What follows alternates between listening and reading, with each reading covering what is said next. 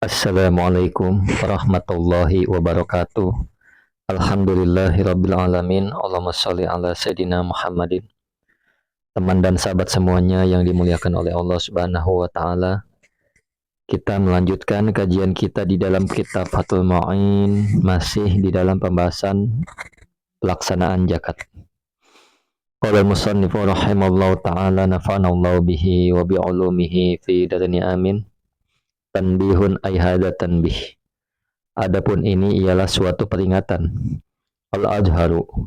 Adapun pendapat yang ajhar, yang lebih jelas dalilnya, anna zakata ialah bahwasanya zakat tata'allaqu, ialah berhubungan. Ialah berhubungan apa zakat bil mali dengan harta. Ta'alluqa syarikatin. Nah, seperti berhubungannya akad syirkah.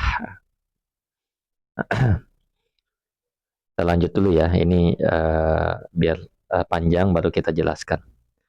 Wa fi qaulin, dan di dalam, dan ialah dalam perkataan imam. Nah, qadimin artinya Imam Syafi'i, qadimin qaul qadim. Ikhtarahu, memilih padanya kaul Al-Alimiyu, siapa Imam Alimi, annaha, bahwa sungguhnya zakat tata'allaku, ialah berhubungan apa zakat bidzimmah dengan tanggungan, la bil aini, tidak dengan harta benda. Jadi ini adalah sebuah peringatan bahwasanya ada dua pendapat. Nah, pendapat ajhar, pendapat yang jelas atau yang lebih kuat bahwa zakat itu, ya, pendapat yang lebih kuat menyatakan bahwa zakat itu berkaitan dengan harta secara hubungan kemitraan. Jadi seolah-olah ada hak orang lain di dalamnya. Nah, itu. Kemudian, menurut kaul pendapat kaul qadimnya Imam Syafi'i yang dipilih oleh Imam Al-Yami, Imam Arimi ya, Arimiyu, bahwa zakat itu berkaitan dengan tanggungan.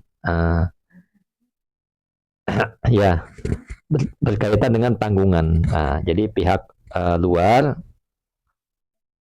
bukan pada harta tertentu atau bukan pada ain. Nah, ini ada dua pendapat ya. Jadi penjelasannya adalah pendapat ajhar atau pendapat yang lebih kuat menyatakan zakat itu ta'alluq ya, terkait ya, ta'alluq artinya terkait atau terhubung dengan harta, seperti berhubungan dengan syirkah, seperti ta'alluq syirkah.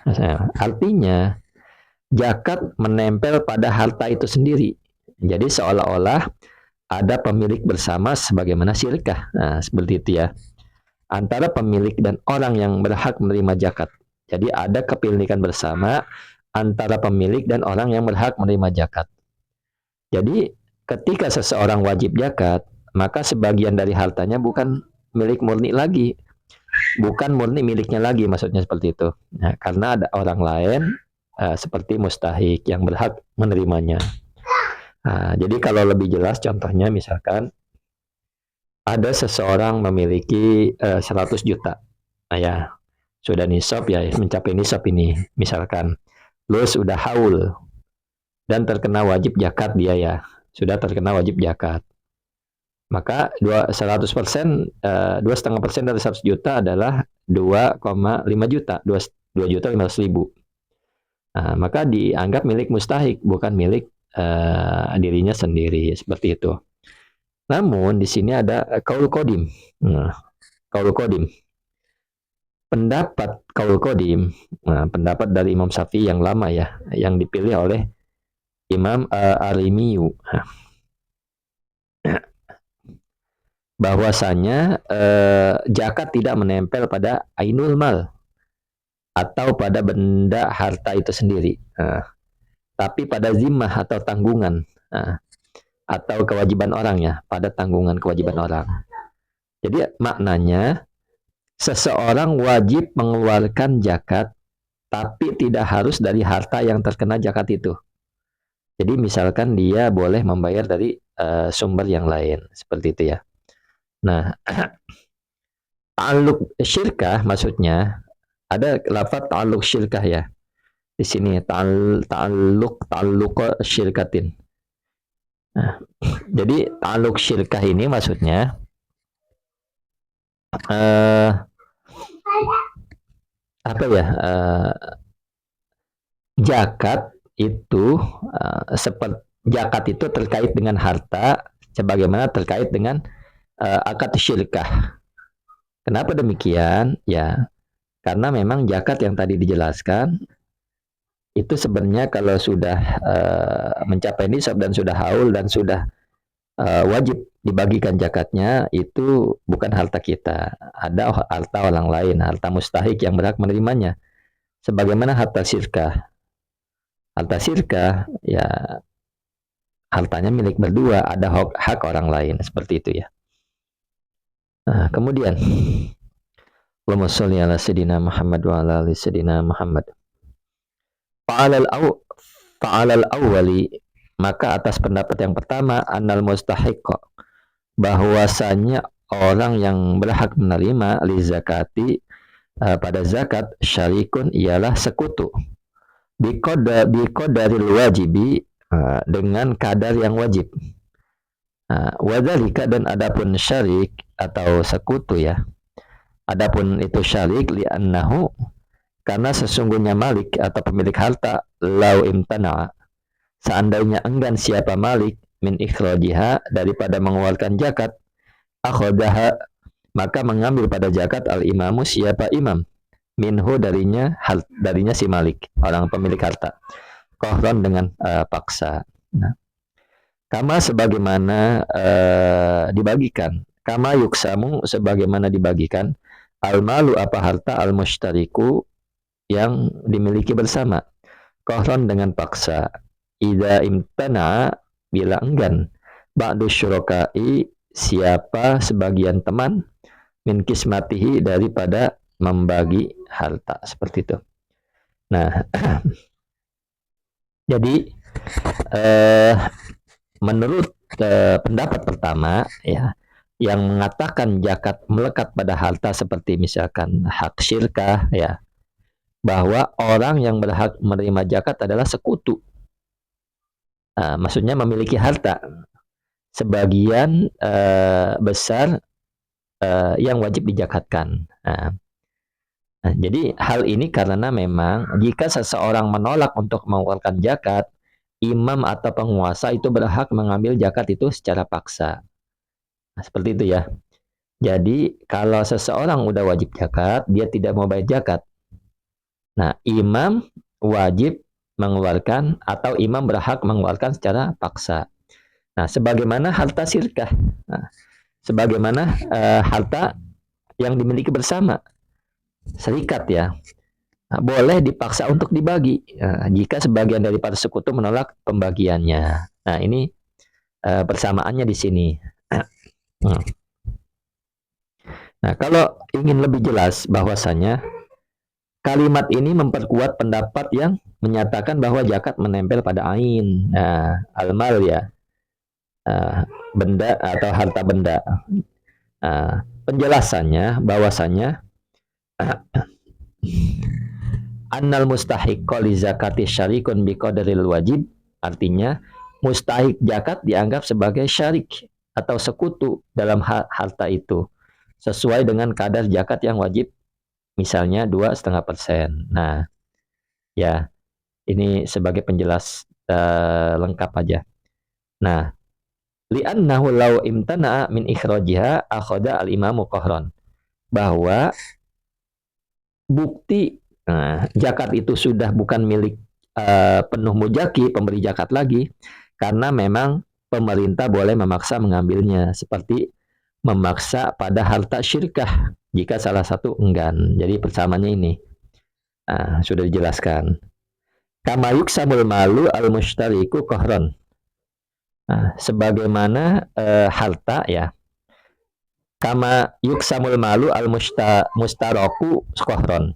Jadi sebagaimana kias atau analogi di sini yang menunjukkan kemiripan hukum antara zakat dan sirkah. Keduanya memiliki elemen kepemilikan bersama yang bisa ditegakkan paksa oleh negara, oleh pihak yang berwajib, ya, pihak pemerintah, seperti itu. Nah, kemudian walam yufarriqu, dan tidak membedakan siapa ulama. Maksudnya, dan mereka para ulama tidak membedakan, maksudnya fisyirkati, di dalam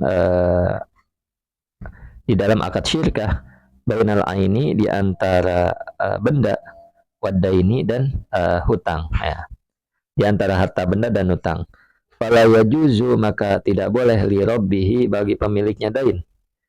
Nah, pemiliknya dain ayyadda'iya, apa menggugat siapa pemilik dain, milka jami'ihi, terhadap memiliki semuanya dain, bal innahu, bahwa atau akan tetapi sesungguhnya si pemilik dain atau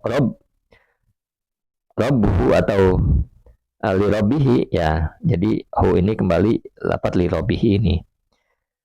Yastahiku, ialah berhak siapa pemilik dain, qabdahu, akan dain, akan menerima si dain, seperti itu. Nah, jadi penjelasannya, ya, mereka para ulama tidak membedakan dalam hal syirkah, kepemilikan bersama, antara harta milik, harta fisik, ain, atau piutang, dain, ya.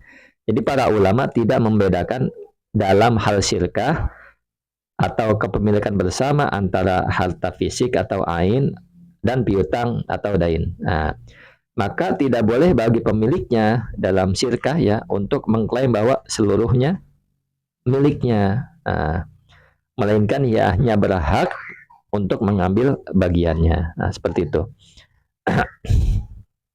Allahumma sholli ala sayyidina Muhammad wa ala ali sayyidina Muhammad.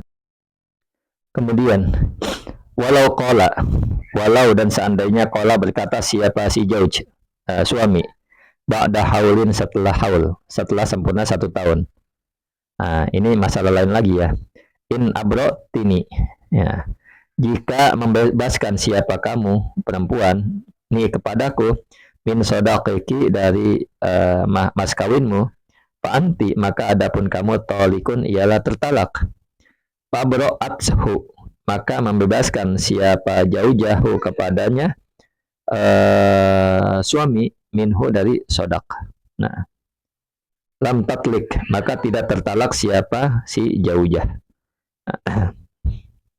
Li'annahu, karena sesungguhnya jauj atau suami, lam yabro, ialah tidak bebas siapa si jauj, min jami'ihi, dari semuanya sodak, semuanya mas kawin. Bal, tetapi mimma, dari sesuatu, ada yang selain ma, qadri zakati, pada kadar zakatnya saja. Nah, kemudian fatorikuha, maka adapun caranya baro'ah atau membebaskan, ayutiyaha, ialah memberikan siapa si jauj hak kepada jaujah, summa, kemudian tubarihu, membebaskan siapa jaujah hu, kepadanya sodak, kepadanya si mas kawin. Nah, ini permasalahan beda, ya. Permasalahannya ada, misalkan jika seseorang berkata setelah 1 haul, artinya setelah 1 tahun kepemilikan harta, ya, sudah harus dibayar zakat nih, sudah nisab, ya. Dia, si suami dan istri ini, mahalnya adalah harta yang memang sudah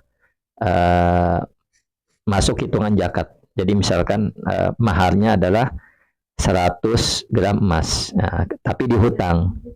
Nah, tapi dihutang setelah 1 tahun, si suaminya bilang kepada istrinya, kalau engkau membebaskan aku dari mahar itu, engkau tertalak. Nah, gitu. Jadi setelah setelah 1 tahun si suaminya mengatakan engkau tertalak.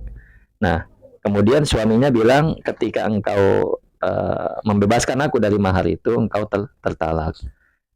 Nah, kemudian si istri membebaskan suaminya, maka syarat talaknya tidak diterima, tidak jatuh, maksudnya seperti itu. Nah, jadi saya ulang ya, jika seseorang berkata setelah 1 haul, nah, berkatanya seperti ini, jika engkau membebaskanku dari mahar yang masih menjadi tanggunganku, maka engkau tertalak. Lalu si istri membebaskan dari mahar tersebut, maka talaknya tidak jatuh. Nah, kenapa? Karena belum terbebas dari seluruhnya, seluruh mahar ya, tetapi hanya dari bagian selain kadar zakatnya. Jadi caranya yang benar kalau masalah seperti ini, si muzaki orang yang memberikan zakat artinya istri ya. Cuman hartanya enggak sama dia, sama suaminya. Si muzaki menyerahkan zakatnya terlebih dahulu. Nah, menyerahkan zakatnya terlebih dahulu. Nah, artinya si muzaki, artinya si suami ini menyerahkan zakatnya terlebih dahulu, membayar zakatnya terlebih dahulu. Kemudian barulah istri membebaskan dari sisanya. Nah, kalau kurang jelas, contohnya seperti ini. Jadi dalam kasus ini, seorang suami mengaitkan talak dengan dibebaskan tanggungan mahar oleh istrinya. Nah, tapi jika dalam mahar itu sudah ada bagian yang wajib dizakatkan karena sudah haul dan mencapai nisab, maka yang pertama adalah bagian zakat bukan lagi milik suaminya sepenuhnya. Nah, yang pertama itu. Maka ketika istri membebaskannya dari seluruh mahar, itu tidak mencakup bagian zakat. Artinya bagian zakat itu sudah milik orang lain, bukan milik suami atau istri. Itu adalah milik mustahik. Bukan bagian yang bisa dibebaskan oleh istri. Akibatnya syarat talaknya belum terpenuhi, maka tidak jatuh talak. Jadi si suami kalau memang mau jatuh talak, si suami harus memberikan kadar zakatnya dulu. Nah, kadar zakatnya kepada istrinya biar dia membayar zakat. Kemudian barulah istri membebaskan sisanya. Seperti itu ya. Mudah-mudahan dapat dipahami. Allahumma sholli ala sayyidina Muhammad wa ala ali sayyidina Muhammad. Nah,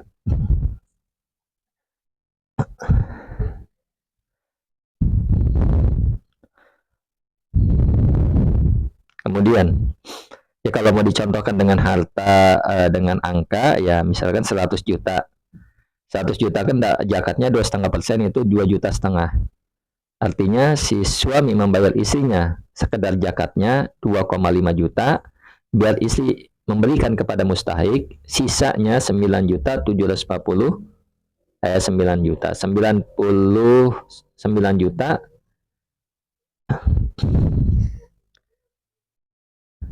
97 juta 500 ya, 97 juta 500. Nah, ini harus bukan harus, ketika istri membebaskan, maka ini adalah sah dan talaknya terpenuhi, talaknya jatuh seperti itu. Kemudian waya betulu dan batal. Al-bai'u apa jual beli, warohnu dan gadai, ikut zakati di dalam kadar zakat, fakot saja. Fa in fa'ala, maka jika melakukan ianya orang ahadahuma akan salah satu keduanya, rohnun dan bai'un, jual beli dan gadai, bin nisabi dengan satu nisab, au bi ba'dihi atau dengan sebagian nisab, ba'dal hauli setelah haul, soha maka sah apa salah satu keduanya, la fi qadri zakati tidak dengan kadar zakat, artinya tidak di dalam kadar zakat. Nah, kasairil amwali sebagaimana harta-harta yang lain, al-mushtarakati yang dimiliki bersama, apa harta yang lain, al-ajhar menurut kaul yang ajhar. Nah, jadi artinya jual beli dan gadai itu menjadi batal ya, wayabtul bai'u wa rohnu, jual beli dan gadai menjadi batal hanya pada bagian sebesar zakatnya saja. Nah, jadi jika seseorang melakukan jual beli atau gadai atas seluruh nisab atau sebagian darinya, nah, setelah haul maka hukumnya sah. Nah, ini ada kecuali pada kadar zakatnya. Sebagaimana hukum pada harta-harta yang dimiliki bersama, menurut pendapat yang lebih kuat. Jadi maksudnya harta-harta bersama ya yang sah ya hartanya dia saja. Ada harta milik orang lain atau hak orang lain itu yang tidak sah kalau kita bertransaksi. Begitu juga zakat, harta zakat. Nah, kalau kita belanjakan atau kita jual belikan atau gadai, maka ya sebagiannya tidak bisa seperti itu. Sebagiannya tidak sah karena memang sebenarnya itu bagian dari zakat yang harus diberikan kepada mustahik. Nah, jadi misalkan kalau seseorang menjual atau menggadaikan harta yang wajib dijakati, transaksinya batal hanya pada bagian zakatnya saja. Nah, dari total keseluruhan yang 2,5%-nya itu. Nah, karena bagian itu bukan penuh milik muzaki lagi, tapi sudah jadi hak mustahik. Seperti ada orang lain yang ikut punya hak seperti itu ya. Kemudian kalau dia menjual atau menggadaikan fa in fa'ala ahadahuma binisabi au bi ba'dihi badal hauli soha. Artinya kalau dia menjual atau menggadaikan seluruh harta nisab ya atau sebagian harta itu setelah satu haul berlalu maka transaksinya adalah sah. Nah, la fi qadri zakah artinya tidak bagian yang seukuran zakatnya, tidak sah dijual atau digadaikan karena itu bukan hak milik dia sepenuhnya. Kasyairil amwali al-mushtarakati al-ajhar. Artinya ini penguat hukum ini seperti hukum harta milik bersama. Nah, seperti yang dijelaskan tadi dalam sirkah ya, dalam sirkah. Nah, seorang tidak boleh menjual harta yang bukan sepenuhnya miliknya sebagaimana ya harta zakat ini. Nah, sah jual belinya, hanya saja yang tidak sah adalah sekedar wajib zakatnya yang harus diberikan kepada mustahiknya. Ya contohnya misalkan kita punya emas 100 gram, wajib zakat 2,5% setelah 1 tahun. Kamu jual atau kita jual emas itu, ya.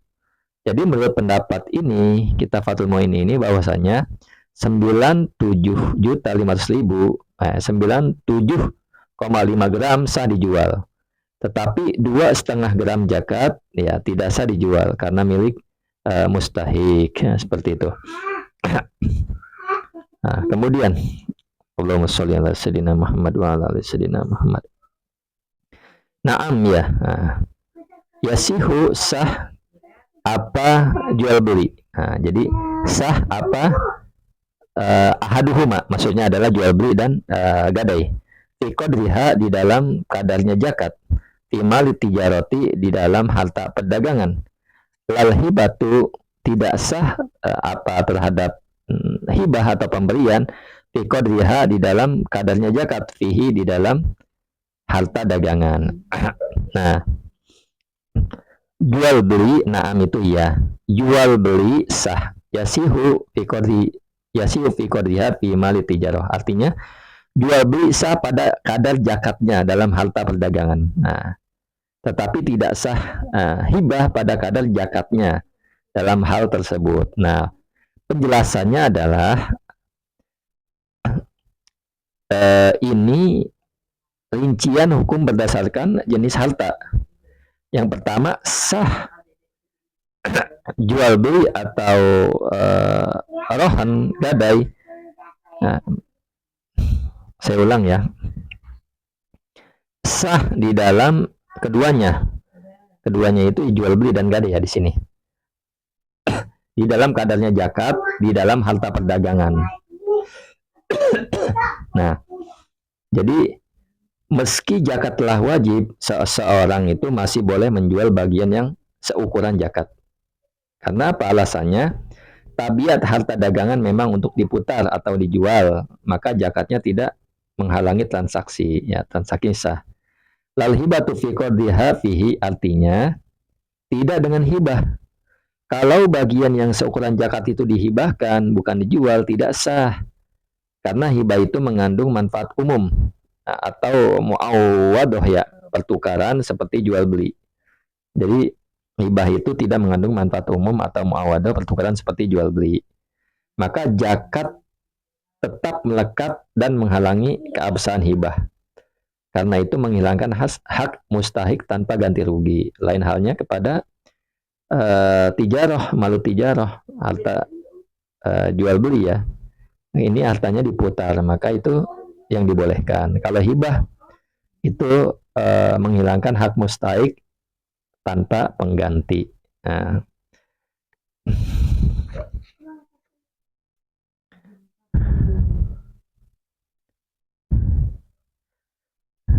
far'un, ay hada far'un. Syukran ala ihtimamikum. Assalamualaikum warahmatullahi wabarakatuh.